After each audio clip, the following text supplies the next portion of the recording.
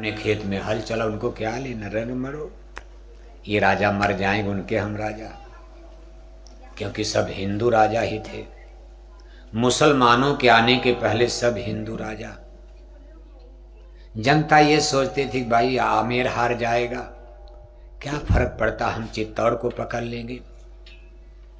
जोधपुर हार जाएगा, अजमेर के राजा को पकड़ लिया जाएगा, हैं तो अपने ही सब लोग, सब राजपूत हैं, सब क्षत्रिय हैं, सब सनातनी हैं, रामायण गीता मानने वाले।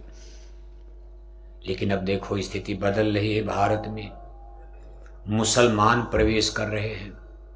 बौद्ध धर्म जो चल रहा था शाकाहारी धर्म था, बौद्ध धर्म के प्रवर्तक महात्मा बुद्ध जी को माना जाता। अब ये सब कथा देखो भगवान किण के बाद की है। भगवान किण के जमाने की स्थिति उस समय सुनोगे आप धर्म के बारे में, अभी उसको आप समझना, धर्म कैसे गड्ढमड होता जा रहा। और आज हम लोग धर्म के नाम पर सस्पेंस में, हम सब लोग दुविधा में हैं, संकट में हैं।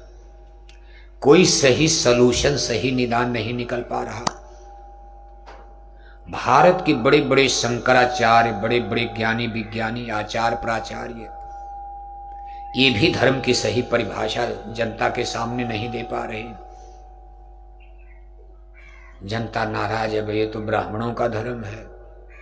छोटी जातियों के लोग गाली दे रहे हैं, कहा भाई हम ब्राह्मणों का धर्म सुने, कितना अच्छा ज्ञान ब्राह्मण दे। आज तमाम हिंदू जातियां ब्राह्मणों के नाम पर गालियां दे रहे, सुनने को तैयार नहीं। छोटी जाति के लोग कथा सुनाने जाएंगे, ब्राह्मण नाराज होंगे। कहा ना, हम हिंदू धर्म के श्रेष्ठ गुरु हैं, एक दलित आदमी हमको कथा सुनाएगा। कभी कभी आप इस पर झगड़ा भी देख रहे हो।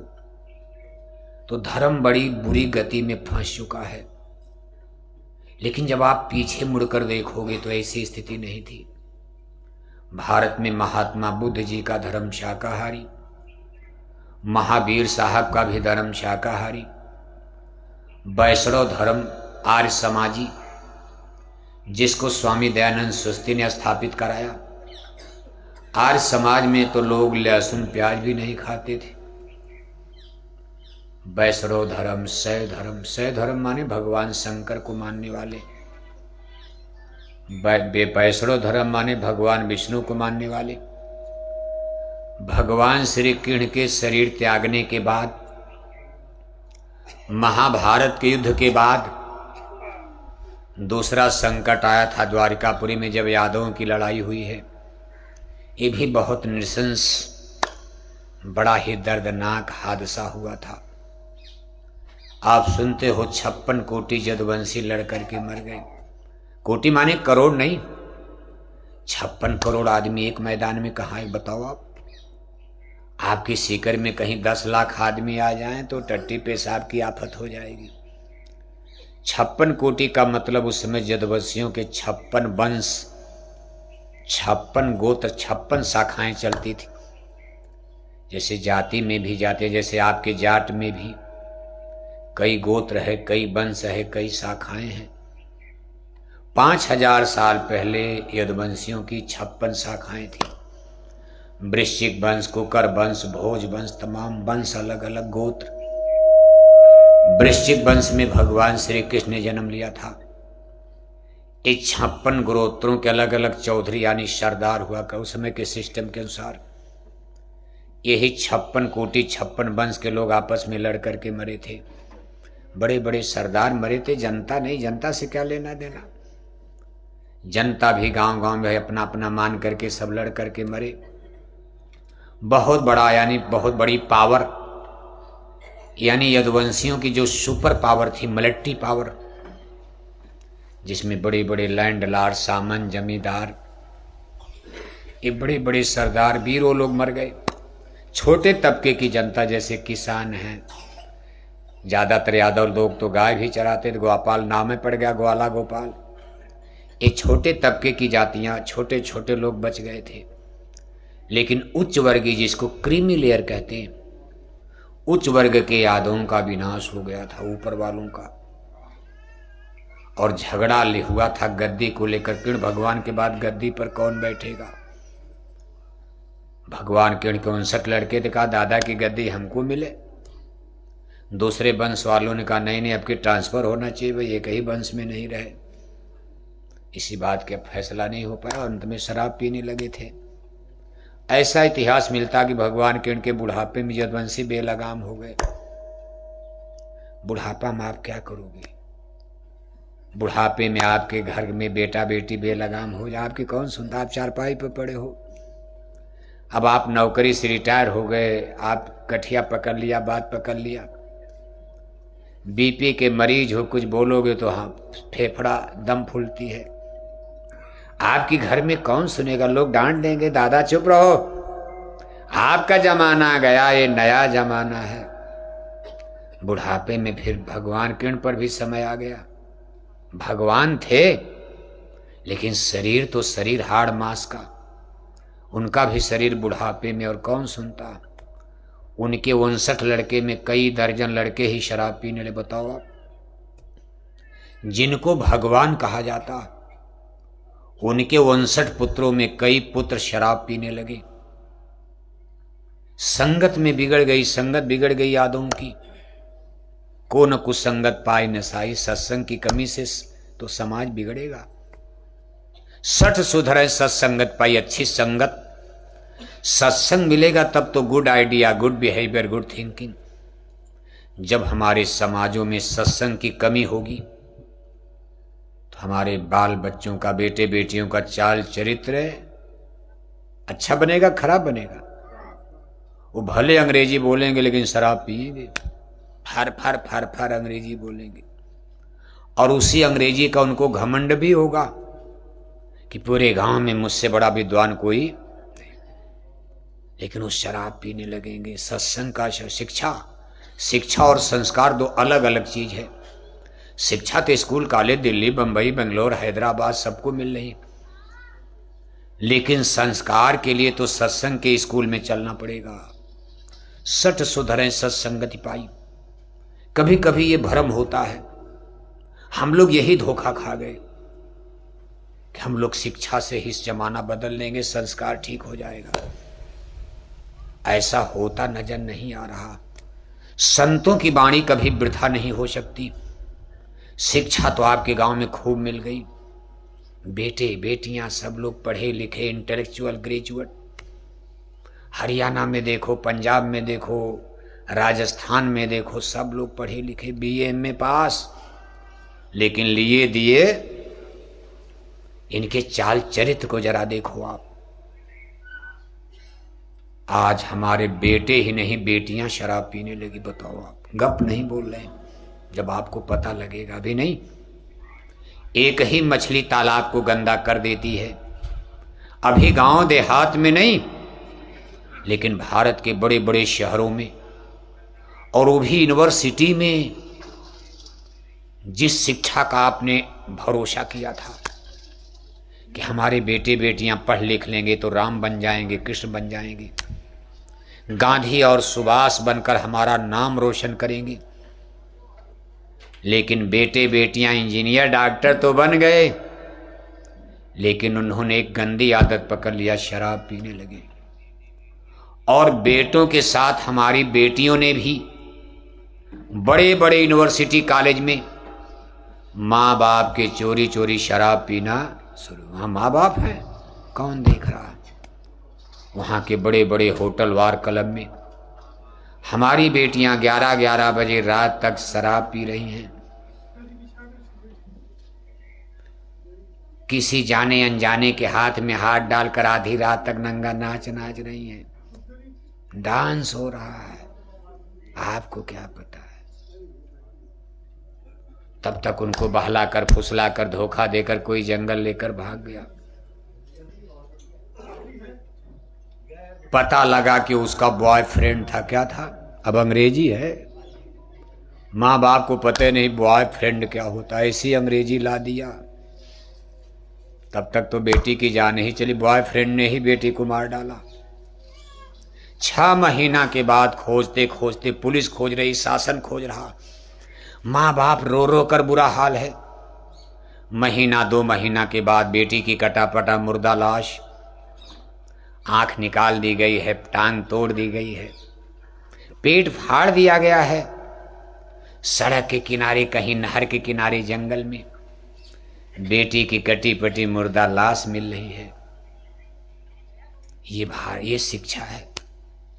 ये शिक्षा वेस्टर्न कल्चर इसको कहते हैं, भारत की नहीं है।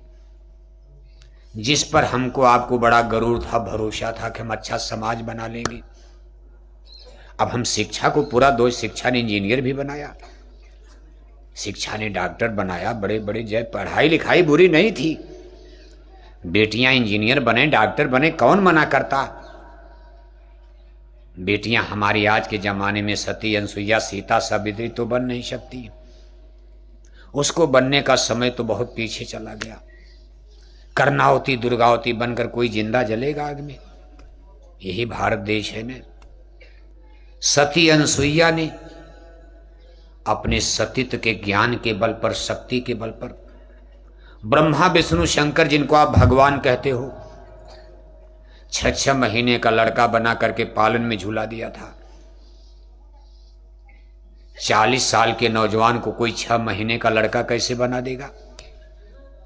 आज पूरे साइंस में, मेडिकल साइंस में इसका कोई उत्तर नहीं, कैसे हो गया ये। लंदन अमेरिका के वैज्ञानिकों से, डॉक्टरों से कहा जाए भाई भारत में ऐसा भी हो गया कि 40 साल के नौजवान को एक देवी ने 6 महीने का लड़का बना दिया, वो भी मामूली आदमी को नहीं, ब्रह्मा विष्णु शंकर जिनको हिंदू लोग भगवान कहते हैं, तीनों लोगों को पालना में बैठा करके झुला दिया 6 महीने का। आज की बेटियां इंजीनियर, डॉक्टर बनने के चक्कर, कौन सती अंशुया, सती अंशुया के लिए तपस्या करना पड़ेगा। उसके लिए तो साइंस ऑफ सोल, अध्यात्मवाद का ज्ञान प्राप्त करना पड़ेगा। फिजिक्स पढ़ करके कोई नहीं कर पाएगा ये।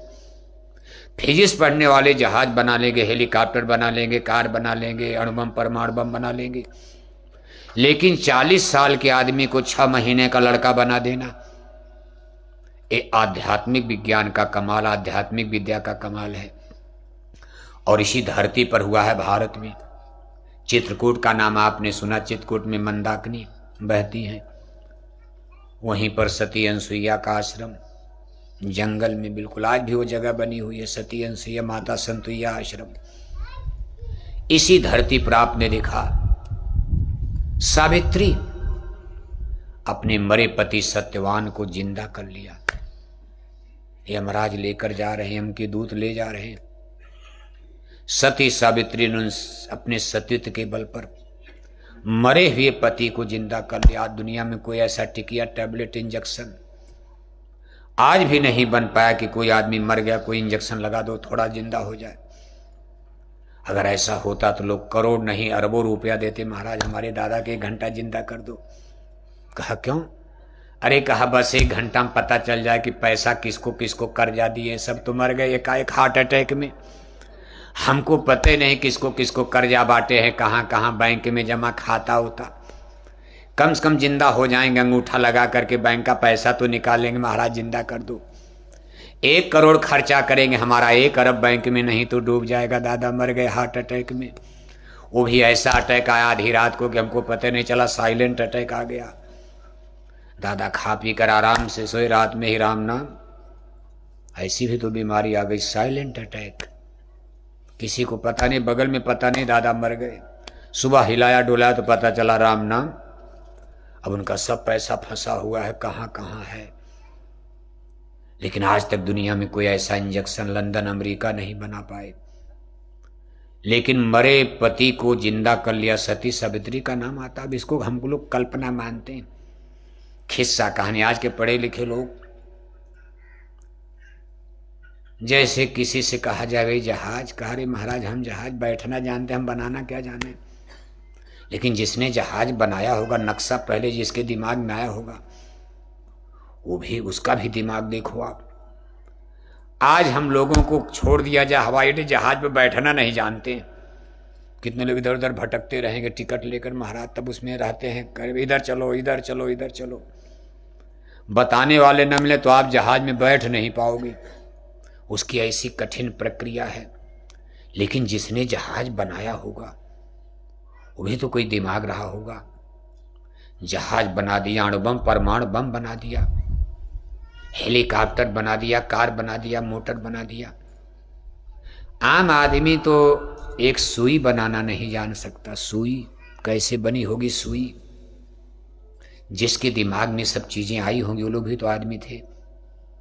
लेकिन कुल के बावजूद जिसने इतना बड़ा काम कर दिया, मरे आदमी को जिंदा करवा लिया, वो भी तो कोई विद्या थी। इसलिए आज के इस जमाने में चीजें कल्पना लगती हैं कि गप है, क्योंकि हम लोग बहुत आगे निकल चुके हैं उधर से। अब आगे गए हैं कि पीछे गए हैं? आगे सतयुग है, चूंकि टाइम गोल चक्कर में चलता है, ये नहीं कि बहुत आगे चले गए हैं। जैसे गोल चक्कर, गोल परिधि बना दीजिए, उस पर आपसे कहा जाए दौड़ो, तो दौड़ते दौड़ते दौड़ते दौड़ते फिर वहीं आओगे, फिर वहीं से चक्कर लगाओगे। आपकी यात्रा कभी खत्म ही नहीं होगी। पूरा यूनिवर्स, ये सारा ब्रह्मांड गोलाकार है। और कैसा गोलाकार? अंडाकार। जैसे अंडा गोलाकार, ऐसे पूरा ब्रह्मांड राउंड सर्किल में है। इसलिए टाइम और पीरियड भी गोलाकार चलता है। दिन के बाद रात, और रात के बाद और फिर रात, दिन के बाद कभी अंत होगा? चलता रहेगा। जाड़ा के बाद गर्मी, गर्मी के बाद बरसात, बरसात के बाद फिर अब जाड़ा आएगी अक्टूबर के बाद, फिर इसी तरह से गर्मी आएगी, फिर बरसात आएगी, चलता रहेगा। कै बसंत तो आपने देख लिया। 80, आपकी उम्र 80 साल हो गई तो 80 बसंत तो आपने देखा। 80 जाड़ा, 80 गर्मी, 80 बरसात दे चुके। अब भाग में 2-1 और हो सकता है। आप कितना दिन जियोगे? आप 2-4 बरसात आपको और देखनी होगी। इसी तरह से टाइम और पीरियड भी, जो कालखंड बांटा गया, सतयुग, त्रेता, द्वापर और कलयुग, और कलयुग के बाद अंत हो जाएगा। कलयुग के बाद फिर सतयुग, फिर सतयुग, फिर त्रेता, फिर द्वापर, फिर कलयुग, फिर कलयुग के बाद फिर सतयुग।